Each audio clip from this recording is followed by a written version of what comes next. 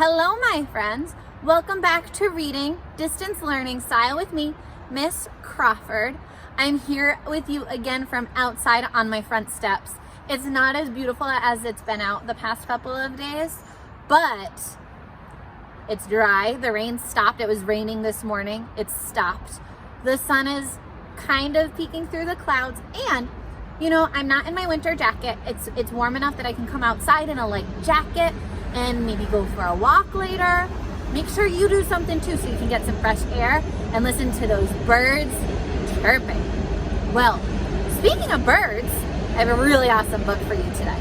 It's called Little Hoot. And the author of this book, we've actually read her work before. This book is by Amy Krouse Rosenthal. And on the front of this book, it actually says right here, from the same creators of Little P.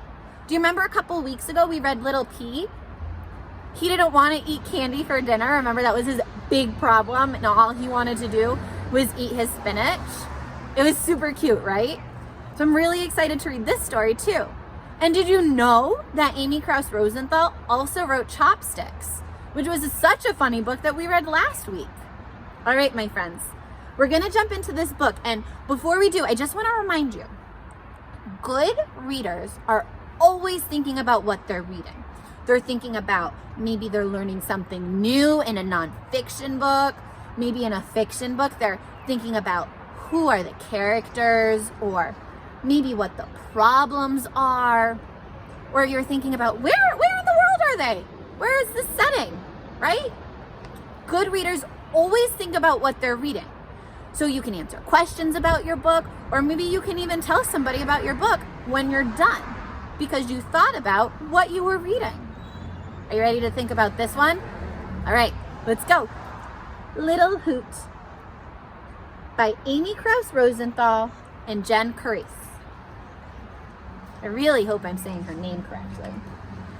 Little Hoot. Once, up on a branch, there was a fellow named Little Hoot. Little Hoot was a happy little owl.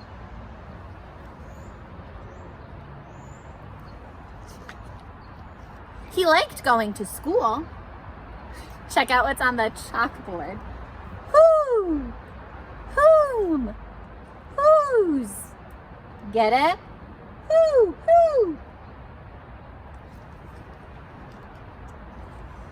He liked playing hide and seek with his forest friends. Right now, think about the setting of this page. Where are they? If he's playing hide and seek with his forest friends, they must be in the woods. And it looks like there's trees everywhere, there's bushes, I see a little squirrel. I'm not sure what this furry guy is, but it looks like the setting is the woods. He even liked it fine when Mama Owl said it was practice time. Time to practice pondering, sweetie. Pondering? I've never heard that word before. I wonder what it means, pondering. Time to practice pondering, sweetie. I'm looking at the picture. It looks like he's doing this.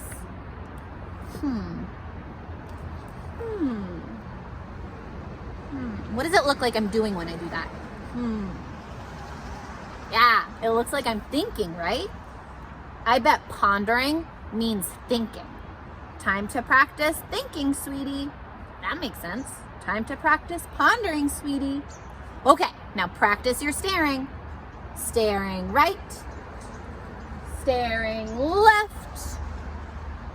Staring right. But there was one thing Little Hoot did not like. Uh-oh, I feel like here comes our problem. Remember, good readers think about what's happening. One thing he didn't like, bedtime. Because when you're an owl, you have to stay up late. That's just the way it is. All my other friends get to go to bed so much earlier than me. Why do I always have to stay up and play? It's not fair.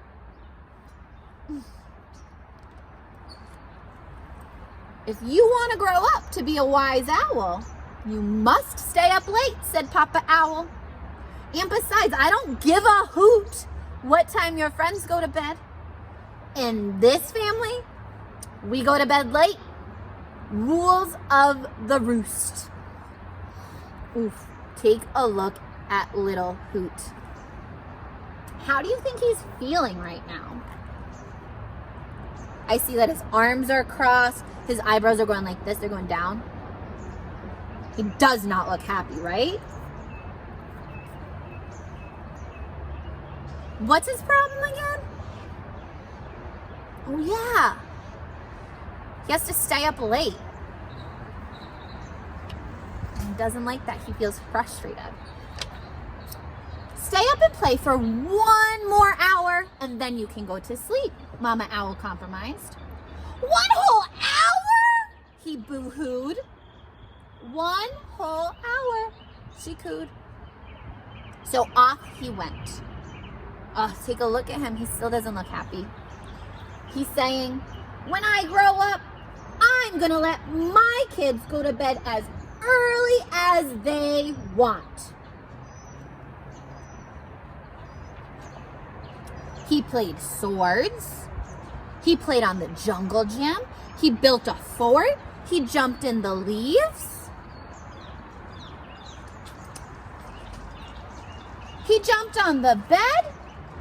Can I stop playing now? Pleaded little Hoot. 10 more minutes of playing, mister, and don't ask me again. All right, the young owl scowled. Well, that's another word I've never heard before, scowled. I'm looking at his face to try and figure out what scowled means. It looks like he's really unhappy, right? And he's saying, all right. Think about when you're unhappy and maybe a teacher or a parent or a brother or a sister, somebody asks you to do something that you really don't want to do. But, you probably have to. And you say, all right. And you probably have a dirty look on your face and or growling a little bit. That's a scowl. All right. That's a scowl, I bet. Okay, 10 more minutes.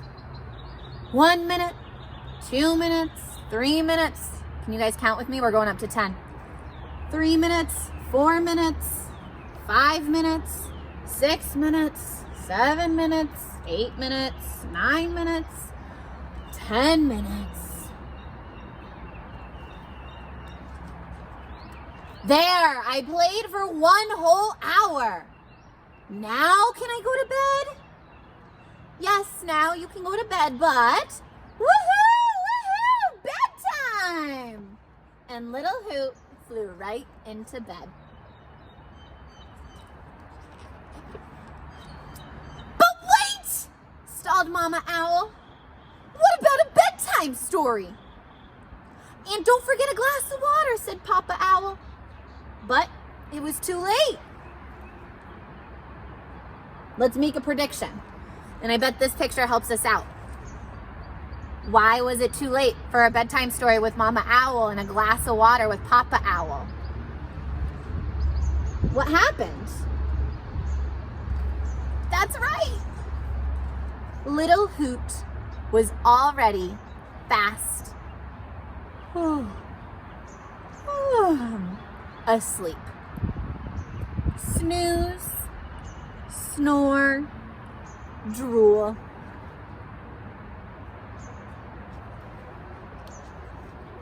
So they tucked in his feathers, gave him a peck on the cheek, mwah, and they owl lived happily ever after.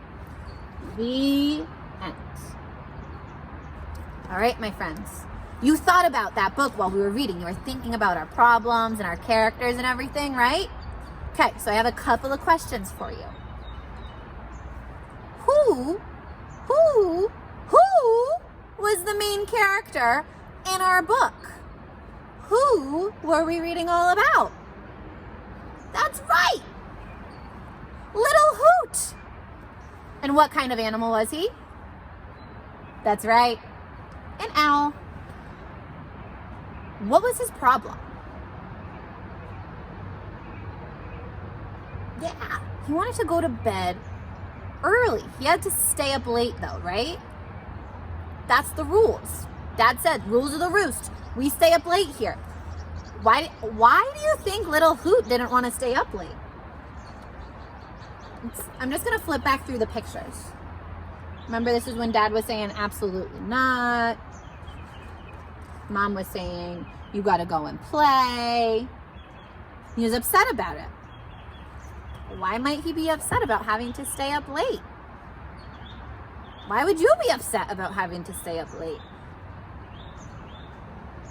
Yeah, he was probably really tired. He goes to school and he's practicing his staring and his thinking and his pondering.